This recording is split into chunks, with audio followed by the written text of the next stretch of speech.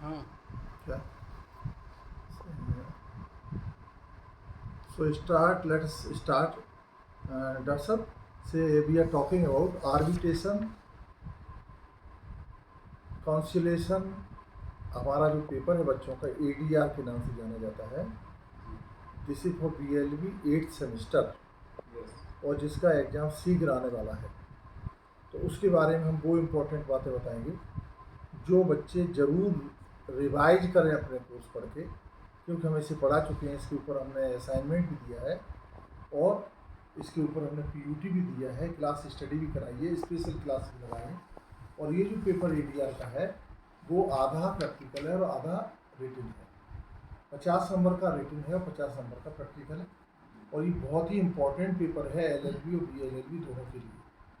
तो मैं बच्चों से ये चाहूँगा जो LLB BLLB हैं कि इसको अच्छी तरह से समझें. हमने इसमें शॉर्ट क्वेश्चंस भी बच्चों को दे रखे हैं और ये ग्रुप में पढ़े हुए हैं. तो आज जो डॉक्टर असलम साहब ने तैयार किया है जिसके ऊपर हम बोलने जा रहे हैं इसमें, तो ये arbitration meaning, scope and nature. What is meaning of arbitration, what is it's scope and nature क्या है, ये हमें बच्चों को सीखना है. और ये क्या किताब में दिया हुआ. आर्बिट्रेशन का मीनिंग का मतलब है बीच में कोई ऐसा कोर्ट में न जाके एक आर्बिट्रेटर नियुक्त किया जाए और उसको फैसिलिटेट करके जल्दी उसमें निर्णय हो जाए जो दोनों पक्षों को मान्य हो. और स्कोप इसका बढ़ता चला जा रहा है क्योंकि कोर्ट में पेंडेंसी बहुत ज़्यादा है और इसकी स्कोप से क्या होगा, टाइम बचेगा, रिसोर्स बचेंगे. और इसको ज़्यादा डिटेल पढ़ने के लिए आप अपनी किताबों को अध्ययन करें. ठीक है जी. तो यूनिट 1 में जो सबसे इम्पोर्टेंट है ADR का जो यूनिट 1 है, salient feature of arbitration and conciliation act 1996 का जो एक्ट है उसके सैलिएंट फीचर्स क्या है वो आप जब पढ़ेंगे तो आपको पता चलेगा. बहुत इंपॉर्टेंट फीचर्स हैं और आप उसको ज़रूर समझ लें. दूसरा है मेजर प्रोविजंस ऑफ एक्ट 1996 को 1940 में इससे पहले एक वो एक्ट होता था, उसके बाद ही 1996 का आया. तो 1948 के प्रोविजंस में और इसके प्रोविजंस में क्या कंपैरिजन है, ये प्रायः क्वेश्चन पूछा जाता है शॉर्ट नोट के रूप में या हाफ क्वेश्चन के रूप में. तो बच्चे इसको जरूर पढ़ें. What is arbitration, advantage disadvantage क्या है दोनों के, ये इसी कॉमन सा क्वेश्चन कि जरूर पढ़ें. आर्बिट्रेशन है क्या है.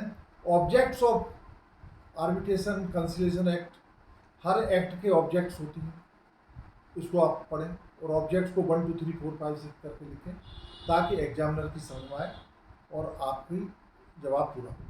इंटरनेशनल कॉमर्शियल आर्बिट्रेशन एक होता है इंट्रा और एक होता है इंटरनेशनल. इंट्रा और इंटरनेशनल. इंट्रा देखिए मैं आपको बताना चाहता हूँ कि इंटरनेशनल माने जिसमें 2 कंट्री इन्वॉल्व हों. और जब भी आर्बिट्रेटर नियुक्त होता है तो इंडिया में इंटरनेशनल आर्बिट्रेटर को नियुक्त करने की पावर केवल सुप्रीम कोर्ट के पास है.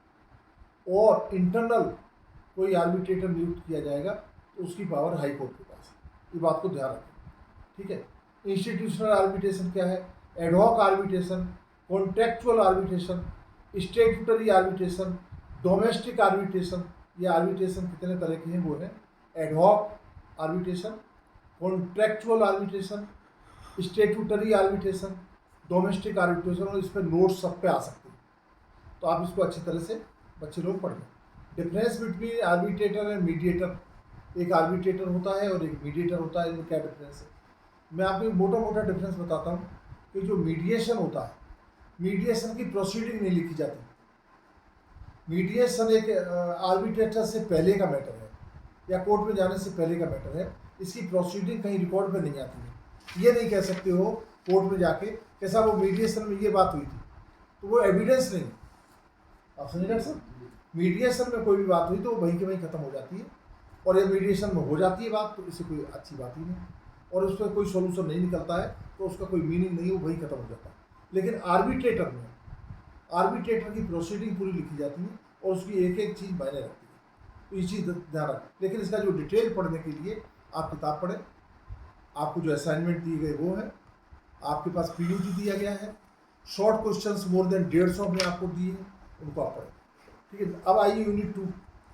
एक यूनिट 1 हो गया. यूनिट 2 में देखिए composition of arbitral tribunal. Arbitral tribunal कैसे बनता ground of challenge arbiter tribunal कैसे बनता है? ट्रिब्यूनल क्या होता है? क्या जैसे 3 आर्बिट्रेटर है तो वो ट्रिब्यूनल हो गया, है ना, और ट्रिब्यूनल उसको देखता है, ट्रिब्यूनल कहा जाएगा, है। ग्राउंड्स ऑफ चैलेंज, आर्बिट्रेटर का कोई भी डिसीजन जजमेंट नहीं कहा जाता है, उसको अवार्ड कहा जाता है, that is called award. And award is not appealable, उस पर अपील नहीं होती, वो बाध्य करता है दोनों पक्षों को मानने के लिए, until unless certain areas are not clear. और इसकी एक बहुत ही स्पेशल कंडीशन में ही उसके डिसीजन को चैलेंज किया जा सकता है, और ये क्वेश्चन का जवाब मैं बच्चों के ऊपर छोड़ रहा हूँ, वो इसको निकाल के लाएं कि किस कंडीशन में आर्बिट्रेशन का अवार्ड मान्य नहीं होता है और वो कब अपीलेबल होता है, वैसे अपीलेबल नहीं होता है। आर्बिट्रल ट्रिब्यूनल की ज्यूरिसडिक्शन क्या है? ये बहुत इंपॉर्टेंट क्वेश्चन है, इसको आप पढ़ें।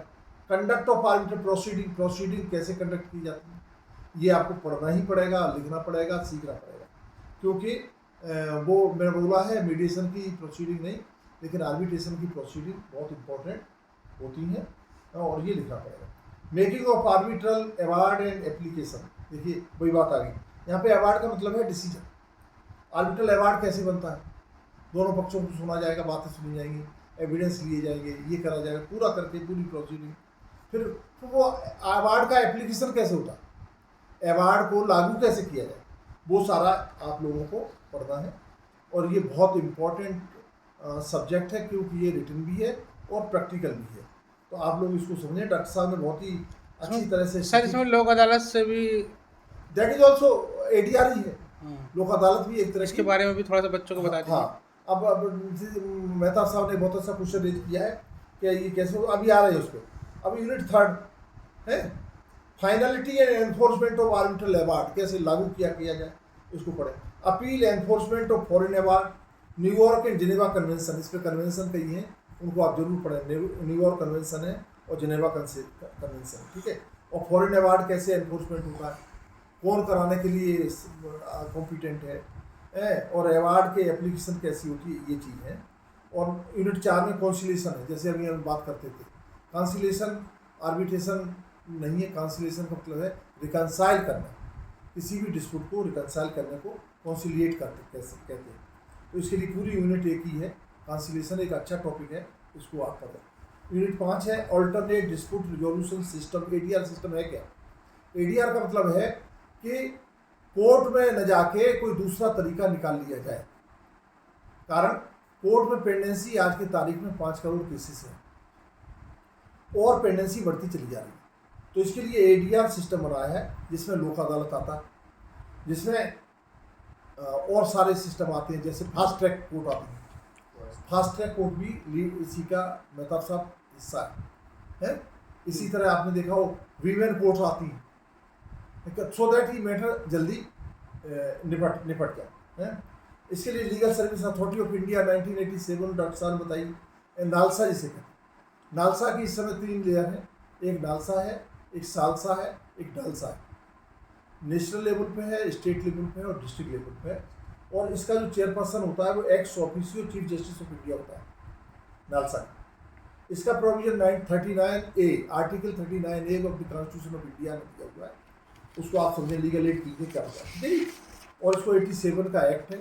इसमें किसी भी व्यक्ति को कोई भी लीगल सर्विसेज लेनी है, वकील करने की हैसियत नहीं है, तो वो अपनी एप्लीकेशन लगाता है सेंट्रल लेवल पे, स्टेट लेवल पे और डिस्ट्रिक्ट लेवल पे, उसको बाकायदा लीगल सर्विसेज मिलती हैं बिना चार्जेस के।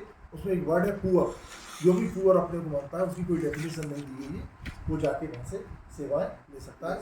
और इसके लिए हर कॉलेज में, लॉ कॉलेज में विशेषकर हमारे यहाँ लीगल एड क्लिनिक है, हर महीने होती है, और इसके माध्यम से हम जो भी ग्रामीण लोगों की लीगल समस्याएं हैं उनका सॉल्यूशन हम देते हैं, उनको जरूरत पड़ने पर आगे भी सहायता देते हैं। लोक अदालत में बच्चों को ले जाते हैं, जहाँ पे सेटलमेंट होता है। लोक अदालत होती है ऐसी जगह कि जहाँ पे कोई डिस्प्यूट चल रहा है या चलने वाला है, तो उसको यदि हमें सेटल करना है तो दोनों पार्टी अपनी कंसेंट से, म्यूचुअली कंसेंट से वहाँ जाती हैं और म्यूचुअल डिग्री अवार्ड करा लेती हैं।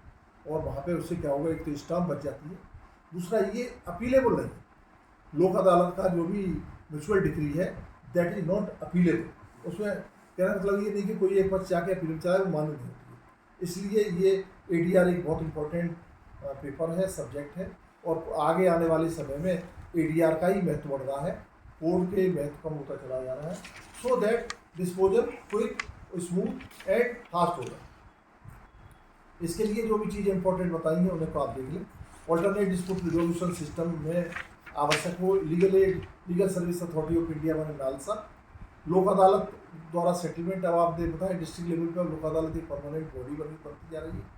पहले ये महीने में लगती थी या तिमाही में लगती थी, और अब इसके लिए एक सिस्टम क्रिएट किया है, गवर्नमेंट ने देखा है इसमें सेटलमेंट हो जाते हैं, तो अच्छी बात है। और बहुत सारे सेटलमेंट होते हैं, जैसे आप देखा हो मोटर के चालान, बिजली के, सेल टैक्स के, बैंक के लोन के आदि करके जो उसमें म्यूचुअली एग्रीबल होते हैं वो हो जाते हैं। तो इसके साथ साथ आज का ये पेपर पूरा होता है। मैं सभी बच्चों से LLB BLL वालों से कहना चाहूँगा कि आप अपने कॉलेज का जो चैनल है ग्लोबल कॉलेज ऑफ लॉ उसको देखें और साथ ही साथ उसको सब्सक्राइब करें, सो दैट आपका कॉलेज का चैनल पॉपुलर हो, जो कि हर आदमी चाहता है। आपके अपने कॉलेज के प्रति आपकी निष्ठा भाव होना चाहिए। डॉक्टर साहब थैंक यू वेरी मच, आपने बहुत अच्छा ये बनाया है। मेहता साहब थैंक यू वेरी मच। और मैं समझता हूँ बच्चे इसको जरूर पढ़ के समझ के पेपर को बहुत अच्छा करेंगे। और इसके बाबत यदि किसी को कोई परेशानी है आप कॉलेज में कॉन्टैक्ट कर सकते हैं अपने चैनल के माध्यम से, व्हाट्सएप के माध्यम से आके हैं और पेपर में बहुत अच्छा करें। इसके लिए मेरी शुभकामनाएं। Thank you very much, thank you.